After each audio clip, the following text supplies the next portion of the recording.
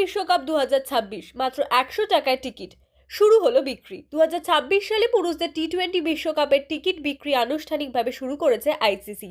ইতিহাসে অন্যতম কম দামে টিকিট বিক্রি করে আরও বেশি দর্শককে মাঠে টানাই এবার মূল লক্ষ্য। ভারত ও শ্রীলঙ্কায় যৌথভাবে আয়োজিত এই বিশ্বকাপে মোট 20টি দল খেলবে এবং 7ই ফেব্রুয়ারি থেকে 8ই মার্চ পর্যন্ত 55টি ম্যাচ রয়েছে। উদ্বোধনের দিনেই থাকছে 3টি হাই ভোল্টেজ ম্যাচ। পাকিস্তান বনাম নেদারল্যান্ডস, ওয়েস্ট ইন্ডিজ বনাম বাংলাদেশ এবং মুম্বাইয়ে ভারত বনাম যুক্তরাষ্ট্র।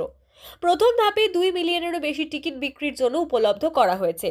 ভারতীয় ভক্তদের জন্য টিকিটের দাম শুরু হচ্ছে মাত্র 100 টাকা থেকে, আর শ্রীলঙ্কার স্থানীয় মুদ্রায় 1000 রুপি, ভারতীয় মুদ্রায় যা প্রায় 292 টাকা।